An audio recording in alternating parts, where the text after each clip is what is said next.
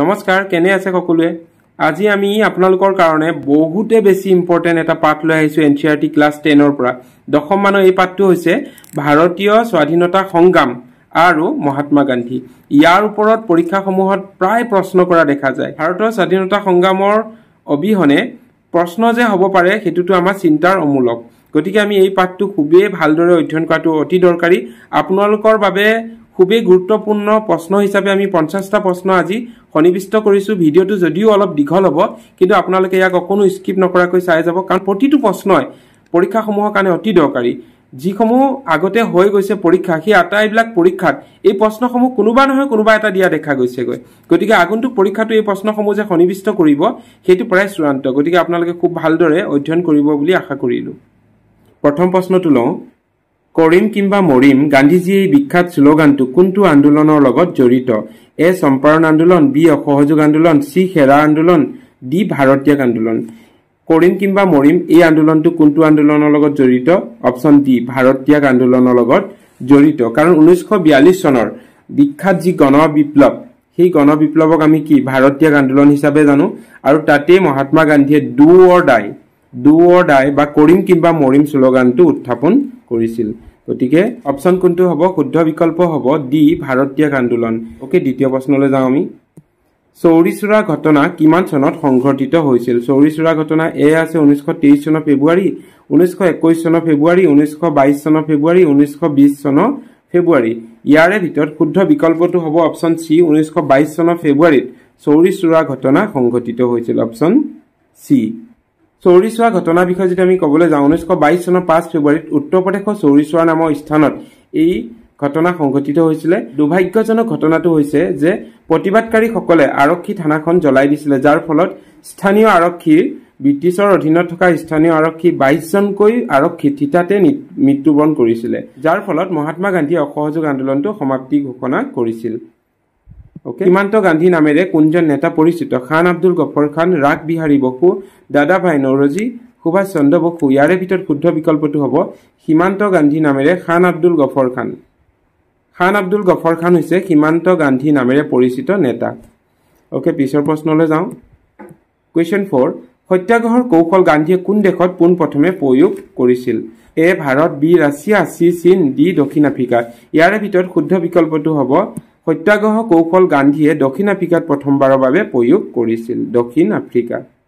Question 5 কিমান চনত ৰুছ বিপ্লৱ সংঘটিত হৈছিল option A 1917 option B 1918 option C 1919 option D 1920 চন ইয়াৰে ভিতৰত শুদ্ধ বিকল্পটো হ'ব কোনটো গৈ ৰুছ বিপ্লৱ সংঘটিত হৈছিল অপচন এ 1917 চনত আৰু এই ৰুছ বিপ্লৱ ভাৰতৰ স্বাধীনতা সংগ্ৰামৰ লগত কেনেকৈ জড়িত কাৰণ ৰুছত যেতিয়া বিপ্লৱ সংঘটিত হৈছিল ৰুছ বিপ্লৱৰ যিসকল নেতা আছিল সেই নেতাসকলৰ আন্দোলনৰ যি প্ৰভাৱ সেই প্ৰভাৱটো ভাৰতত প্ৰভাৱ বিস্তাৰ কৰিছিল ভাৰতীয় স্বাধীনতা সংগ্ৰামীসকলৰ মনত ৰুছ বিপ্লৱে গভীৰ আঘাত কৰিছিল আৰু তেওঁলোকে ভাবি লৈছিল যে জনসাধাৰণে যদি ইচ্ছা কৰে জনসাধাৰণে যদি বিচাৰে তেতিয়াহলে স্বাধীনতা আৰু ভাৰতৰ পৰা বেছি যোজন দূৰত নাই ভাৰতীয়সকলৰ মাজত থকা স্বাধীনতা সংগ্ৰামৰ কাৰণে যি অপৰিসীম বল আৰু শক্তি এই শক্তি কথাটো সংগ্ৰামী নেতাসকলে বাৰুকৈ উপলব্ধি কৰিছিল ৰুছ বিপ্লৱৰ পাছৰ পৰা আৰু এই ৰুছ বিপ্লৱ সংঘটিত হৈছিল 1917 চনত কুৱেশ্যন 6 চাওঁ গান্ধীজীয়ে ভাৰতৰ মাটিত কোনটো আন্দোলনত প্ৰথমবাৰলৈ সত্যাগ্ৰহৰ কৌশল প্ৰয়োগ কৰিছিল অপচন এ খেৰা আন্দোলন অপচন বি চম্পাৰণ আন্দোলন অপচন চি অসহযোগ আন্দোলন অপচন ডি বৰদলী আন্দোলন ইয়াৰে ভিতৰত শুদ্ধ বিকল্পটো হ'ব কোনটো অপচন বি গান্ধীজীয়ে ভাৰতৰ মাটিত প্ৰথমবাৰৰ বাবে সত্যাগ্ৰহ প্ৰয়োগ কৰা আন্দোলনটো আছিল চম্পাৰণ আন্দোলন ওকে কুৱেশ্যন 7 যাওঁ আমি কি আছে সাম্প্ৰদায়িক বাটোৱাৰাৰ কথা কোনজন ইংৰাজ বিষয়াই ঘোষণা কৰিছিল Winston Churchill Clement Attlee Ramsay MacDonald Lord Irwin আৰু এইসকল বিষয়া নাছিল বিশেষকৈ এইসকল প্ৰধানমন্ত্ৰী আছিল আৰু সাম্প্ৰদায়িক বাটোৱাৰাৰ কথা ঘোষণা কৰা প্ৰধানমন্ত্ৰী গৰাকী আছিল কোন ৰামছে মেকডোনাল্ড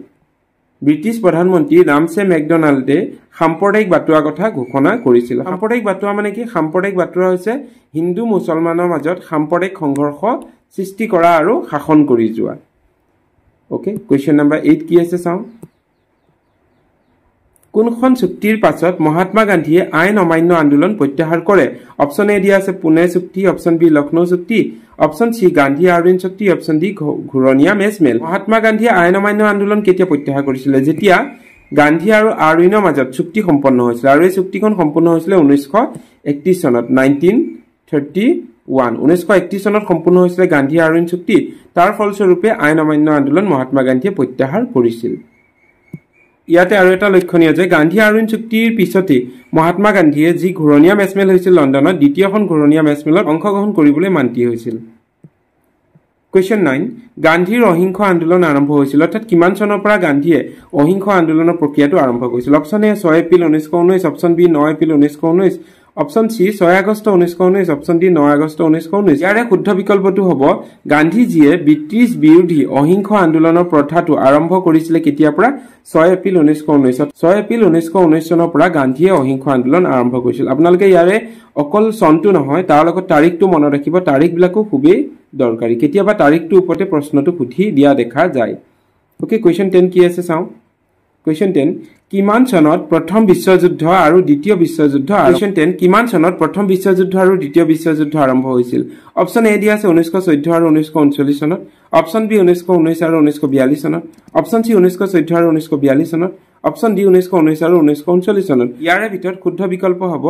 প্ৰথমটো অপচন এ 1914 আৰু 1939 চনত অৰ্থাৎ 1914 চনত প্ৰথম বিশ্বযুদ্ধ আৰম্ভ হৈছিল আৰু দ্বিতীয় বিশ্বযুদ্ধ আৰম্ভ হৈছিল 1939 চনত কোৱেশ্চন 11 কি আছে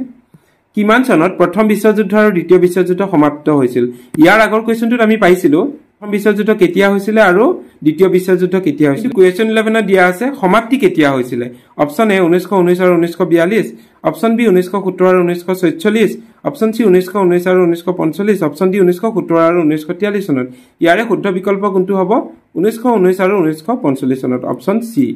অৰ্থাৎ প্ৰথম বিশ্বযুদ্ধ আৰম্ভ হৈছিল 1914 চনত সমাপ্তি হৈছিল 1919 চনত আৰু দ্বিতীয় বিশ্বযুদ্ধ আৰম্ভ হৈছিল 1939 চনত আৰু সমাপ্তি হৈছিল 1945 চনত এই ক্ষেত্ৰত লক্ষণীয় আৰু দুটা কথা আছে যে প্ৰথম বিশ্বযুদ্ধৰ পাছতে ইউএছএ অৰ্থাৎ আমেৰিকা যুক্তৰাষ্ট্ৰ United state of America super power হিচাপে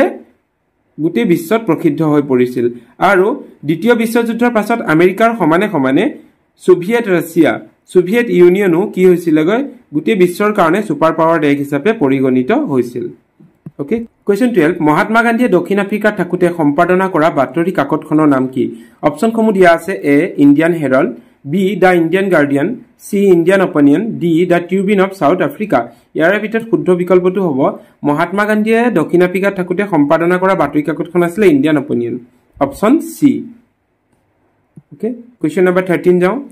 ভাৰতীয় স্বতন্ত্ৰ লীগৰ সভাপতি কোন আছিল ভাৰতীয় স্বতন্ত্ৰ লীগৰ সভাপতি অপচন এ দিয়া আছে Chandrashekhar Azad option B Rash Behari Bose option C Motilal Nehru option D Subhas Chandra Bose ইয়াৰে ভিতৰত শুদ্ধ বিকল্পটো হ'ব ভাৰতীয় স্বতন্ত্ৰ লীগৰ সভাপতি আছিল অপচন বি ৰাগ বিহাৰী বসু ৰাগ বিহাৰী বসু নেতৃত্বতে স্বতন্ত্ৰ লীগৰ জন্ম হৈছিল 1942 চনত জাতীয়তাবাদী নেতা আছিল ৰাগ বিহাৰী বসু কোৱেশ্চন 14 1947 চনত স্বাধীন ভাৰতৰ প্ৰথম গৰাকী ভাইসৰয় কাক নিযুক্ত কৰা হৈছিল অপচনসমূহ দিয়া আছে A Lord Mountbatten B Lord Ripon C Lord Wellington D Lord Cornwallis অৰ্থাৎ ভাৰত যেতিয়া স্বাধীন হৈছিল সেইখিনি সময়ত ভাৰতৰ প্ৰথম গৰাকী ভাইসৰয় কোন আছিল স্বাধীনতাৰ সময়ত ভাৰতৰ ভাইসৰয় গৰাকী আছিল লৰ্ড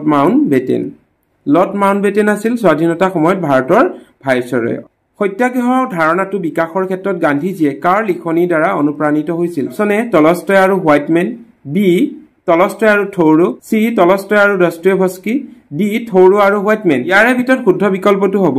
গান্ধীজীয়ে সত্যাগ্ৰহৰ ধাৰণাটো বিকাশৰ ক্ষেত্ৰত টলষ্টয় আৰু থৌৰো দ্বাৰা অনুপ্ৰাণিত হৈছিল কোৱেশ্চন 16 ভাৰত ত্যাগ আন্দোলনৰ অন্য এটা নাম কি ভাৰত ত্যাগ আন্দোলনৰ অন্য এটা নাম অপচন এ আছে খিলাফত আন্দোলন অপচন বি হোমৰুল আন্দোলন option C August Kranti option D Swadeshi আন্দোলন ইয়াৰে ভিতৰত শুদ্ধ বিকল্পটো হ'ব কি ভাৰত ত্যাগ আন্দোলনৰ অন্য এটা নাম হৈছে আমি সকলোৱে জানো আগষ্ট ক্ৰান্তি আৰু ই মহাৰাষ্ট্ৰৰ ক্ৰান্তি ময়দানত আগষ্ট মাহত আৰম্ভ কৰা হৈছিল সেই কাৰণে ইয়াক আগষ্ট ক্ৰান্তি বা আগষ্ট বিপ্লৱ নামেৰেও জনা যায় কোৱেশ্চন 17 জৱাহৰলাল নেহেৰুৰ নেতৃত্বত কিমান চনত পূৰ্ণ স্বৰাজৰ দাবী আনুষ্ঠানিকভাৱে তুলিছিল শুদ্ধ বিকল্পটো হ'ব অপচন সি 1929 ডিচেম্বৰ জৱাহৰলাল নেহেৰু যেতিয়া লাহোৰ কংগ্ৰেছত অধিৱেশন হৈছিল তেতিয়া জৱাহৰলাল নেহেৰু সভাপতি আছিল আৰু তেওঁ সভাপতিৰ কালতে লাহোৰ অধিৱেশনত পূৰ্ণ স্বৰাজৰ দাবী আনুষ্ঠানিকভাৱে উত্থাপন কৰা হৈছিল পূৰ্ণ স্বৰাজ মানে কি আছিল কমপ্লিট ফ্ৰীডম অৰ্থাৎ সম্পূৰ্ণ স্বাধীনতা আৰু এই স্বাধীনতাৰ সম্পূৰ্ণ স্বাধীনতা দাবী প্ৰথমবাৰৰ বাবে প্ৰস্তাৱ ৰখা হৈছিল লাহোৰ অধিৱেশনত যি 1929 চনৰ ডিচেম্বৰ মাহত অনুষ্ঠিত হৈছিল Question 18 বিভাজনৰ সময়ত ভাৰত আৰু পাকিস্তানৰ মাজৰ সীমা নিৰ্ধাৰণ কৰা ৰেখাডালৰ নাম কি option A McMahon Line option B Radcliffe Line option C Durand Line option D Kargil ৰেখা ইয়াৰে ভিতৰত শুদ্ধ বিকল্পটো কি হ'বগৈ ভাৰত আৰু পাকিস্তানৰ মাজত সীমা নিৰ্ধাৰণ কৰা ৰেখাডালৰ নাম হৈছে কি ৰেড ক্লিফ লাইন যিডাল লাইন ৰেড ক্লিফ লাইনডাল 1947 চনত ভাৰতক দ্বিখণ্ডিত কৰা সময়ত ভাৰত আৰু পাকিস্তানৰ বৰ্ডাৰ হিচাপে চিহ্নিত কৰা হৈছিল Question 19 1919 চনৰ ৰাওলাট আইন কি আছিল এ বিনা বিচাৰে 3 বছৰলৈ বন্দী কৰি ৰখা বি বিচাৰৰ পিছত 3 বছৰলৈ বন্দী কৰি ৰখা সি গোচৰৰ কোনো শুনানি নোহোৱা ডি 3 বছৰৰ বাবে বিনা বিচাৰে সম্ভাৱ্য দোষীক আটক কৰি ৰখা অনুমতি ইয়াৰে ভিতৰত শুদ্ধ বিকল্পটো কোনটো হ'বগৈ 1919 চনৰ যি ৰাওলাট আইন আছিল সেই ৰাওলাটখনৰ মূল উদ্দেশ্য আছিল কি অপচন ডি 3 বছৰৰ বাবে বিনা বিচাৰে সম্ভাৱ্য যিকোনো দোষীক আটক কৰি ৰখাৰ কাৰণে অনুমতি দিয়া কোনো ধৰণৰ বিচাৰ ব্যৱস্থা নকৰাকৈ এজন ব্যক্তিক 3 বছৰৰ বাবে জেললৈ নিক্ষেপ কৰাৰ কাৰণে ব্ৰিটিছ চৰকাৰে অধিকাৰ পাইছিল আৰু ইয়াৰ পাছতে মহাত্মা গান্ধীয়ে অসহযোগ আন্দোলনটো আৰম্ভ কৰিছিল Question 20 স্বাধীনতা আন্দোলনৰ ক্ষেত্ৰত তল কোনটো উক্তি অসত্য চিহ্নিত কৰা অপচন এ দিয়া আছে চম্পাৰণ আন্দোলন 1917 চনত বি হেৰা কৃষক আন্দোলন 1918 চনত সি খিলাফত আন্দোলন 1919 চনত ডি অসহযোগ আন্দোলন 1922 চনত ইয়াৰে ভিতৰত অসত্যটো যেহেতু বিচাৰিব দিছে অসত্য অপচন কোনটো দিয়া আছে আমাক অপচন ডি অসহযোগ আন্দোলনটো কাৰণ অসহযোগ আন্দোলন আৰম্ভ হৈছিল 1920 চনত আৰু ই আছিল মহাত্মা গান্ধীয়ে সংগঠিত ৰূপত কৰা প্ৰথমটো বৃহৎ আন্দোলন স্বাধীনতা সংগ্ৰামৰ প্ৰথমটো বৃহৎ আন্দোলন Question 21 টো চাও তলৰ উক্তিসমূহৰ শুদ্ধ বিকল্পটো লিখা অপচন অসহযোগ আন্দোলন 1920 চনত আইন অমান্য আন্দোলন 1930 চনত ভাৰতীয় আন্দোলন 1942 চনত কিপছ মিছন 1942 চনত আৰু পঞ্চমটো দিয়া আছে কেবিনেট মিছন 1946 চনত দেখা যায় আটাইকেইটাই শুদ্ধ আছে কাৰণ অসহযোগ আন্দোলন 1920 চনত হৈছিল আইন অমান্য আন্দোলন 1930 চনত হৈছিল ভাৰতীয় আন্দোলন 1942 চনত হৈছিল কিপছ মিছন আহিছিল 1942 চনত আৰু কেবিনেট মিছন হৈছিল 1946 চনত তো আমাক কি দিয়া আছে অপচনসমূহ এ দিয়া আছে কেৱল 1 আৰু 5 শুদ্ধ বি দিয়া আছে 2 3 আৰু 5 শুদ্ধ সি দিয়া আছে 1 3 4 আৰু 5 শুদ্ধ ডি দিয়া আছে 1 2 3 4 আৰু 5 শুদ্ধ অৰ্থাৎ আটাইকেইটা গতিকে কোনটো শুদ্ধ হ'বগৈ বিকল্পসমূহৰ ভিতৰত যেহেতু এই উক্তিসমূহ গোটেইকেইটাই শুদ্ধ গতিকে কি হ'বগৈ শুদ্ধ উত্তৰটো হ'বগৈ আমাৰ কাৰণে অপচন ডি কোনটো হ'বগৈ অপচন ডি পিছৰটো দিয়া আছে ভাৰতৰ স্বাধীনতা আন্দোলনৰ প্ৰেক্ষাপটত তলৰ কোনটো সত্য নহয় অপচন এ ৰাওলাট আইন 1919 বি মন্টেগু চেমস্পট সংস্কাৰ 1919 চনত হৈছিল সি জালিয়ানাবাগ হত্যাকাণ্ড 1921 চনত হৈছিল ডি গান্ধী আৰউইন চুক্তি 1931 চনত হৈছিল স্বাধীনতা আন্দোলনৰ প্ৰেক্ষাপটত তল কোনটো সত্য নহয় বুলি কৈছে তো ৰাওলাট আইনখন 1919 চনত হৈছিল কিটোটো শুদ্ধ আছে তাৰ পিছত যদি আমি চাবলৈ যাওঁ মন্টেগু চেমস্পট সংস্কাৰ ইটো শুদ্ধ আছে সি জালিয়ানাৱালাবাগ হত্যাকাণ্ড 1921 চনত এই অপচনটো ভুল কৰি দিয়া আছে কাৰণ আমি সকলোৱে জানো যে এই জালিয়ানাৱালাবাগ হত্যাকাণ্ডটো 1919 চনৰ কিমানত 13 এপ্ৰিলত সংঘটিত হৈছিল 1919 চনত ওকে তাৰ পিছতো দিয়া আছে গান্ধী আৰউইন চুক্তি 1931 চন এ বি সি শুদ্ধ আছে ৰাওলাট আইন 1919 চনত হৈছিল মন্টেগু চেমস্পট সংস্কাৰ 1919 চনত হৈছিল গান্ধী আৰউইন চুক্তি হৈছিল 1931 চনত এ বি ডি শুদ্ধ আছে সি টো ভুল কৰি দিয়া আছে জালিয়ানাৱালাবাগ হত্যাকাণ্ড 1919 চনৰ 13 এপ্ৰিলত সংঘটিত হৈছিল আৰু ই জেনেৰেল ডায়াৰ নামৰ যিগৰাকী ইংৰাজ বিষয়া আছিল তেওঁ নিৰ্দেশতে বাগ নামৰ চৌপাশৰ ওখ দেৱালৰে আবৃত যি স্থল আছিল সেই স্থলত সমবেত হোৱা লোকসকলৰ মাজৰ প্ৰায় 400 লোকক থিতাতে গুলিয়াই নিহত কৰা হৈছিল আৰু 1200ৰো অধিক লোক এই হত্যাকাণ্ডত আহত হৈছিল Question 23 কিমান চনত ঘূৰণীয়া মেজমেল হোৱা নাছিল 1929 চনত 1930 চনত 1931 চনত 1932 চনত ইয়াৰে যদি শুদ্ধ বিকল্পটো হ'ব ঘূৰণীয়া মেজমেল হোৱা নাছিল 1929 চনত ঘূৰণীয়া মেজমেলৰ বিষয়ে যদি আমি অলপ চাবলৈ যাওঁ ঘূৰণীয়া মেজমেলসমূহ ক'ত অনুষ্ঠিত হৈছিল লণ্ডনত অনুষ্ঠিত হৈছিল আৰু ঘূৰণীয়া মেজমেল মুঠতে কেইখন অনুষ্ঠিত হৈছিল ই 3খন অনুষ্ঠিত কৰা হৈছিল তো প্ৰথমখন হৈছিল 1930 চনত দ্বিতীয়খন 1931 চনত তৃতীয়খন 1932 চনত একাধিক্ৰমে 30 31 আৰু 32 এই ক্ষেত্ৰত আৰু এটা কথা উল্লেখনীয় যে প্ৰথমখন যি ঘূৰণীয়া মেজমেল হৈছিল তাত কোনো ভাৰতীয় প্ৰতিনিধি তাত অংশগ্ৰহণ কৰা নাছিল দ্বিতীয়খন ঘূৰণীয়া মেজমেলত মহাত্মা গান্ধীয়ে ভাৰতৰ একমাত্ৰ প্ৰতিনিধি হিচাপে অংশগ্ৰহণ কৰিছিল 1931ত আৰু যেতিয়া গান্ধী আৰু আৰউইনৰ মাজত চুক্তি হৈছিল সেই চুক্তি ফলস্বৰূপে মহাত্মা গান্ধীয়ে সন্মত হৈছিল দ্বিতীয় ঘূৰণীয়া মেজমেলত অংশগ্ৰহণ কৰিবৰ কাৰণে তৃতীয়খন ঘূৰণীয়া মেজমেল হৈছিল 1932 চনত তাত কেইবাগৰাকীও ভাৰতীয় প্ৰতিনিধিয়ে অংশগ্ৰহণ কৰিছিল Question 24 মহাত্মা গান্ধী কোনখন ঘূৰণীয়া মেচমেলত উপস্থিত হোৱা নাছিল অপচন এ প্ৰথম ঘূৰণীয়া মেচমেল অপচন বি দ্বিতীয় ঘূৰণীয়া মেচমেল অপচন সি তৃতীয় ঘূৰণীয়া মেচমেল অপচন সি ওপৰৰ এখনো নহয় ইয়াৰে ভিতৰত শুদ্ধ বিকল্পটো কোনটো হ'বগৈ আমি ইতিমধ্যে পাইছো আলোচনাত 23 কোৱেশ্যনত যে মহাত্মা গান্ধীয়ে দ্বিতীয়খন ঘূৰণীয়া মেচমেলত অংশগ্ৰহণ কৰিছিল অপচন বি ওকে তা পিছৰটো চাওঁ আমি 25 তলৰ কোনখন শৈক্ষিক অনুষ্ঠান 1920 চনৰ অসহযোগ আন্দোলনৰ সময়ত স্থাপন হোৱা নাছিল ভাৰতত যেতিয়া ব্ৰিটিছক অসহযোগ প্ৰথা আৰম্ভ কৰিছিল নেহৰু বিদ্যাপীঠখন 1920 চনৰ অসহযোগ আন্দোলনৰ সময়ত স্থাপন হোৱা নাছিল গান্ধীজীয়ে আৰম্ভ কৰা সত্যাগ্ৰহ আন্দোলনটো আধাৰ কি আছিল অপচন এ সত্য প্ৰকাশ অপচন বি সত্যনিষ্ঠ অপচন সি সত্যতা অপচন ডি অহিংস ইয়াৰে ভিতৰত শুদ্ধ বিকল্পটো কি হ'ব গান্ধীজীয়ে আৰম্ভ কৰা সত্যাগ্ৰহ আন্দোলনটো মূল আধাৰ আছিল অহিংস অপচন ডি সত্যাগ্ৰহ মানে হৈছে সত্য প্ৰকাশ বা সত্যনিষ্ঠ হৈ থকা কিন্তু ইয়াৰ মূল আধাৰটো হৈছে অহিংস Question 27 ভাৰতীয় স্বতন্ত্ৰ লীগ কোন ঠাইত গঠন কৰা হৈছিল option A Singapore option B Tokyo Japan option C Colombo option D Bangkok ইয়াৰে ভিতৰত শুদ্ধ বিকল্পটো হ'ব ভাৰতীয় স্বতন্ত্ৰ লীগ জাতীয়তাবাদী নেতা ৰাজবিহাৰী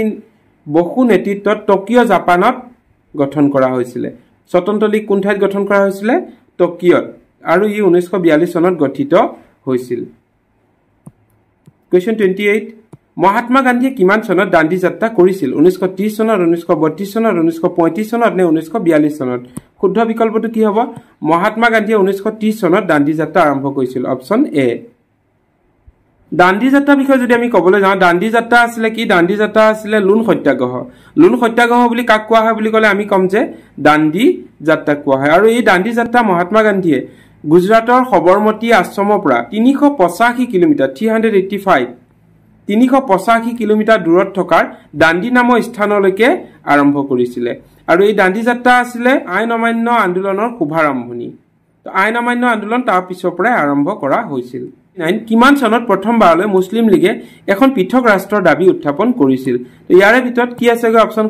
অপচনসমূহ যদি চাবলৈ যাওঁ এ আছে 1937 বি 1940 সি 1942 ডি 1946 চনত ইয়াৰে ভিতৰত শুদ্ধ বিকল্পটো হ'ব অপচন বি 1940 চনত 1940 চনত প্ৰথমবাৰলৈ মুছলিম লীগে এখন পৃথক ৰাষ্ট্ৰ দাবী উত্থাপন কৰিছিল 1940 চনত লাহোৰত অনুষ্ঠিত হোৱা এই সভাতে মোহাম্মদ আলী জিন্নাই দ্বিজাতি তত্ত্ব কথা উল্লেখ কৰিছিল দ্বিজাতি তত্ত্ব হল ভাৰতক দ্বিখণ্ডিত কৰি সম্প্ৰদায় ভিত্তিত দুভাগ কৰা Question 30 ভাৰত বিভাজনৰ দ্বিজাতি তত্ত্ব কোনে আগবঢ়াইছিল option A Shaukat Ali option B Mohammad Ali option C Salimullah Khan option D Mohammad Ali Jinnah ইতিমধ্যে আমি আলোচনা কৰিছো এটিকে 1940 চনত মুছলিম লীগে প্ৰথমবাৰৰ বাবে ভাৰত বিভাজনৰ কথাটো উল্লেখ কৰিছিল আৰু সেই সভাতে মোহাম্মদ আলী জিন্নাৰ দ্বাৰা দ্বিজাতি তত্ত্ব উল্লেখ কৰা হৈছিল তো অপচন কি হ'বগৈ ডি Question 31 তল উক্তিকেটা সত্যতা নিৰূপণ কৰা 1 টো দিয়া আছে মহাত্মা গান্ধী নেতৃত্বত হোৱা প্ৰথমটো গণ আন্দোলন হল 1920 চনৰ অসহযোগ আন্দোলন এটো শুদ্ধই হয় 1922 চনৰ 5 ফেব্ৰুৱাৰীত চৌৰি চূড়াত সংঘটিত হিংসাত্মক ঘটনাৰ বাবে গান্ধীজীয়ে অসহযোগ আন্দোলন বন্ধ কৰিছিল এটো শুদ্ধ হয় 3 দিয়া আছে মহাত্মা গান্ধী নেতৃত্বত হোৱা শেষৰটো গণ আন্দোলন হল 1942 চনৰ আগষ্টৰ ভাৰতীয় আন্দোলন দেখা যায় আটাইকেটা অপচনে শুদ্ধ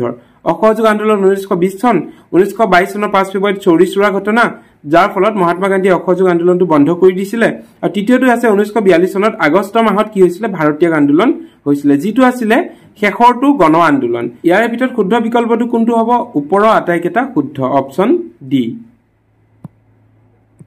Question 32 কিমান চনত সাইমন কমিশন ভাৰতলৈ আহিছিল অপচন এ 1922 চনত অপচন বি 1928 চনত অপচন সি 1931 চনত অপচন ডি 1932 চনত সাইমন কমিশন কিমান চনত ভাৰতলৈ আহিছিল আমি সকলোৱে জানো সাইমন কমিশন ভাৰতলৈ আহিছিল 1928 চনত অপচন বি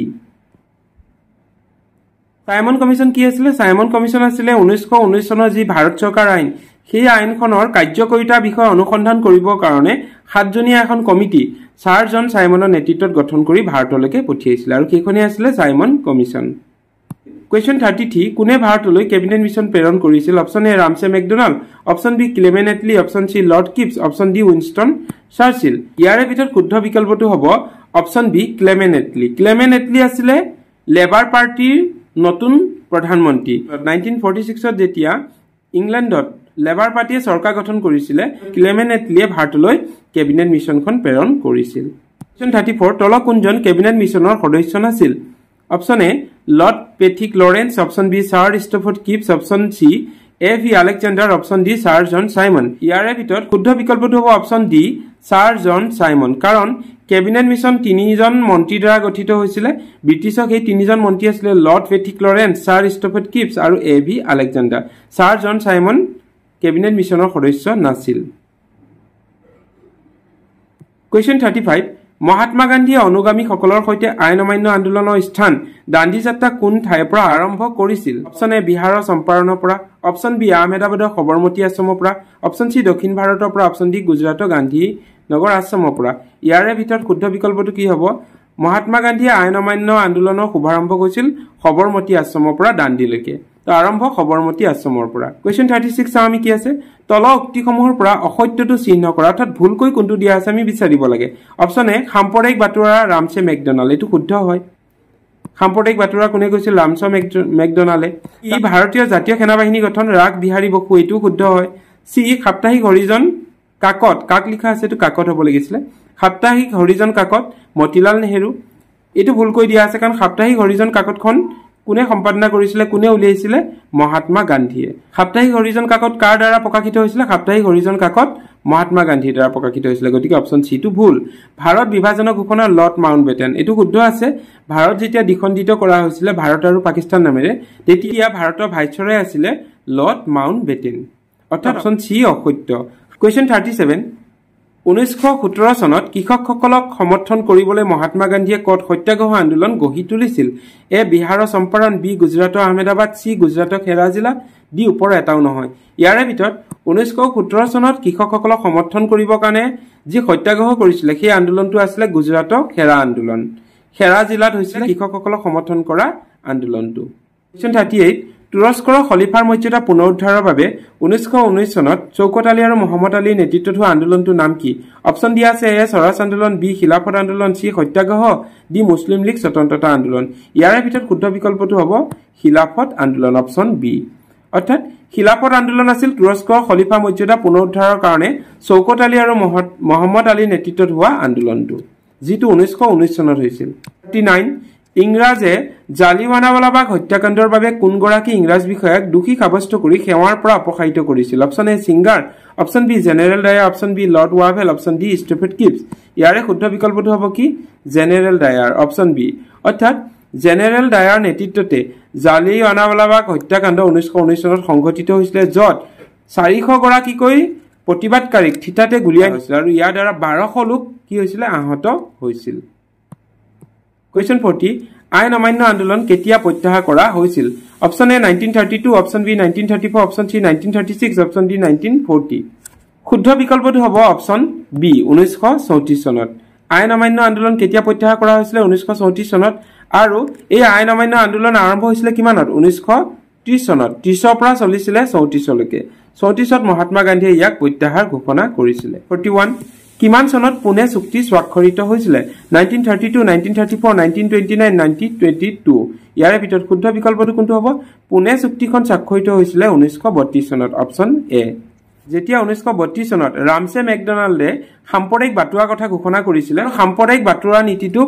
ভাৰতবাসীয়ে বিৰোধিতা কৰিছিল তাৰ ফলস্বৰূপে মহাত্মা গান্ধী কি হৈছিল কাৰাগাৰলৈ নিক্ষেপ কৰা হৈছিল আৰু কাৰাগাৰতে মহাত্মা গান্ধীয়ে আমৰণ অনশন আৰম্ভ কৰি দিছিল কিন্তু মহাত্মা গান্ধীৰ স্বাস্থ্যৰ যেতিয়া দ্ৰুত অৱনতি ঘটিছিল লাহে লাহে বেয়া ফাললৈ গৈছিল তেতিয়া প্ৰতিবাদকাৰীসকলে কি কৈছিল পুনে চুক্তি স্বাক্ষৰিত কৰিছিল 1932 চনত কোৱেশ্চন 42 ভাৰতীয় জাতীয় সেনাবাহিনী বা আজাদ হিন্দ ফৌজৰ ধাৰণা কোনে পোনপ্ৰথমে পোষণ কৰিছিল option A Captain Mohan Singh option B Rash Behari Bose option C Subhas Chandra Bose option D Lala Lajpat Rai ইয়াৰে ভিতৰত শুদ্ধ বিকল্পটো হ'ব ভাৰতীয় জাতীয় সেনাবাহিনী বা আজাদ হিন্দ ফৌজৰ ধাৰণা পোনপ্ৰথমে কৰিছিল জাতীয়তাবাদী নেতা ৰাগ বিহাৰী বসুৱে আৰু পিছলৈকে ইয়াৰে দায়িত্ব বহন কৰিছিল সুভাষ চন্দ্ৰ বসুৱে কোৱেশ্চন 43 ভাৰতীয় জাতীয় সেনাবাহিনী মহিলাসকলৰ বাহিনীটো কি নামেৰে জনা যায় option A Jhansi Rani regiment option B Mirabai regiment option C ভাৰতীয় বীৰাংগনা অপচন ডি জাতীয় মহিলা ৰেজিমেণ্ট ইয়াৰে ভিতৰত শুদ্ধ বিকল্প কোনটো হ'ব শুদ্ধ বিকল্প হ'ব option A Jhansi Rani regiment ভাৰতীয় জাতীয় সেনাবাহিনী মহিলাসকলৰ বাহিনীটোৰ নাম হৈছে ঝান্সী ৰাণী ৰেজিমেণ্ট মিছনৰ প্ৰস্তাৱক কোনগৰাকী নেতাই এটা দেউলীয়া বেংকৰ এখন দিন উকলা চেক নাম দিছিল কিছ মিছনৰ যি প্ৰস্তাৱ আছিল সেইখনক ভাৰতীয় এগৰাকী নেতাই কি নাম দিছিল এটা দেউলীয়া বেংকৰ এখন দিন উকলা চেক হল কিপছ মিছনৰ প্ৰস্তাৱ অপচনসমূহ দিয়া আছে Mahatma Gandhi B Jawaharlal Nehru C B R Ambedkar D Sardar Vallabhbhai Patel ইয়াৰে শুদ্ধ উত্তৰটো হ'ব কিপছ মিছনৰ প্ৰস্তাৱক জৱাহৰলাল নেহৰুৱে এটা দেউলীয়া বেংকৰ এখন দিন-উপলা চেক হিচাপে নামাকৰণ কৰিছিল। কুৱেশ্যন 45 লওঁ, ভাৰতীয় জাতীয় কংগ্ৰেছৰ কোনখন অধিৱেশনত প্ৰথমবাৰৰ বাবে 3 বৰণীয়া ৰাষ্ট্ৰীয় পতাকাখন উন্মোচন কৰা হৈছিল? অপশ্যনসমূহ দিয়া আছে, এ লাহোৰ অধিৱেশন, বি পুনে অধিৱেশন, চি কলকাতা অধিৱেশন, ডি চিমলা অধিৱেশন। ইয়াৰে শুদ্ধ বিকল্পটো হ'ব জাতীয় কংগ্ৰেছৰ যি লাহোৰ অধিৱেশন, অপশ্যন এ। লাহোৰ অধিৱেশনতে প্ৰথমবাৰৰ বাবে ভাৰতীয় 3 বৰণীয়া ৰাষ্ট্ৰীয় পতাকাখনৰ উন্মোচন কৰা হৈছিল। পাকিস্তানৰ পৰা বাংলাদেশে কেতিয়া স্বাধীনতা লাভ কৰিছিল? ইয়াৰে অপশ্যনসমূহ দিয়া আছে, 1971 চনৰ মাৰ্চ, 1947 চনৰ আগষ্ট, 1969 চনৰ মাৰ্চ, 1973 চনৰ ডিচেম্বৰ। শুদ্ধ বিকল্পটো কোনটো হ'ব? Option A. 1971 চনৰ মাৰ্চত পাকিস্তানৰ পৰা বাংলাদেশে পূৰ্ণ স্বাধীনতা লাভ কৰিছিল। 47 তলৰ কোনগৰাকী নেত্ৰীয়ে মহাত্মা গান্ধীৰ সৈতে লোণ সত্যাগ্ৰহ আন্দোলনৰ নেতৃত্ব দিছিল? Option A Sarojini Naidu, option B any Bessent, option C Mithu Lakshmi, option D Mridula Sarabhai. অৰ্থাৎ মহাত্মা গান্ধী যি লোণ সত্যাগ্ৰহ আছিলে, যাক আমি দাণ্ডী যাত্ৰা বুলি কওঁ, সেই দাণ্ডী যাত্ৰাত মহাত্মা গান্ধীৰ লগত কোনে সংগ দিছিলে? সৰোজনী নাইডু। Option A. সত্যাগ্ৰহ শব্দটো গান্ধীজীয়ে পোনপ্ৰথমে কোন ঠাইত ব্যৱহাৰ কৰিছিল? A Bharat, B England, C দক্ষিণ আফ্ৰিকা, ডি জাৰ্মানী। ইয়াৰে ভিতৰত কোনটো বিকল্প শুদ্ধ হ'ব? সত্যাগ্ৰহ শব্দটো গান্ধীজীয়ে পোনপ্ৰথমবাৰৰ কাৰণে ব্যৱহাৰ কৰিছিলে ক'ত? দক্ষিণ আফ্ৰিকাত। Option C. কুৱেশ্যন 49 কিমান চনত মহাত্মা গান্ধী দক্ষিণ আফ্ৰিকাৰ পৰা ভাৰতলৈ উভতি আহিছিল? Option A 1915, option B 1917, option C 1919, option D 1920। ইয়াৰে শুদ্ধ বিকল্পটো হ'ব মহাত্মা গান্ধী দক্ষিণ আফ্ৰিকাৰ পৰা ভাৰতলৈ উভতি আহিছিল 1915 চনত, অৰ্থাৎ অপশ্যন এ। কুৱেশ্যন 50 চাম আমি। চাইমন কমিশ্যনৰ বিৰুদ্ধে প্ৰতিবাদ সাব্যস্ত কৰোঁতে লাঠি চালনাত আহত হৈ মৃত্যুমুখত পৰা স্বাধীনতা যুঁজাৰুগৰাকীৰ নাম কি? Option A Lala Lajpat Rai, option B Bal Gangadhar Tilak, option C Bipin Chandra Pal, option D Gopinath Bordoloi. ইয়াৰে ভিতৰত শুদ্ধ বিকল্প কোনটো হ'ব? চাইমন কমিশ্যনৰ বিৰুদ্ধে প্ৰতিবাদ সাব্যস্ত কৰোঁতে আৰক্ষীয়ে যি লাঠি চালনা কৰিছিলে, সেই লাঠি চালনাত মৃত্যুবৰণ কৰা স্বাধীনতা যুঁজাৰুগৰাকী আছিলে কোন? Option A Lala Lajpat Roy. Simon commission যেতিয়া ভাৰতলৈকে আহিছিলে, চাইমন কমিশ্যন 7জনীয়া এটা দল আছিলে চাইমন কমিশ্যনৰ নেতৃত্বত, আৰু সেই চাইমন কমিশ্যনক বিৰোধিতা কৰি গো বেক চাইমন শ্লোগানেৰে গোটেই ভাৰতৰ ৰাজপথ উত্তাল কৰি তোলা হৈছিলে, আৰু ভাৰতৰ প্ৰতিবাদকাৰীসকলৰ ওপৰত ব্ৰিটিছে নিৰ্দয়ভাৱে লাঠি চালনা কৰিছিলে, আৰু সেই লাঠি চালনাতে গুৰুতৰভাৱে আহত হৈছিলে লালা লাজপত ৰয়। তাৰ ফলতে লালা লাজপত ৰায়ৰ মৃত্যু হৈছিল। আজি আমি আপোনালোকৰ লগত 50টা প্ৰশ্ন ভাৰতীয় স্বাধীনতা আন্দোলন আৰু মহাত্মা গান্ধী এই পাঠটো এনচিআৰটি এই পাঠটোৰ পৰা আলোচনা কৰিলো, আৰু অতিৰিক্তভাৱে 10-15টা প্ৰশ্ন ইয়াতে সংযোজন হ'ব। আপোনালোকে সেইকেইটা প্ৰশ্ন বিশ্লেষণৰ পৰা লিখি ল'ব, আৰু পৰীক্ষাসমূহৰ কাৰণে দেখা যায় বিভিন্ন ধৰণৰ পৰীক্ষাত এই প্ৰশ্নসমূহ প্ৰায় দি থাকে। প্ৰতিটো প্ৰশ্নই দৰকাৰী, প্ৰতিটো প্ৰশ্নই আগৰ পৰীক্ষাসমূহত পূৰ্বৰ পৰীক্ষাসমূহত আহি যোৱা বুলি ক'ব পাৰি। গতিকে আগন্তুক পৰীক্ষাসমূহতো যে ইয়াৰ পৰা প্ৰশ্ন দিব সেইটো প্ৰায় ঠিক। গতিকে আপোনালোকে এই প্ৰশ্নসমূহ খুব ভালদৰে অধ্যয়ন কৰি যাব।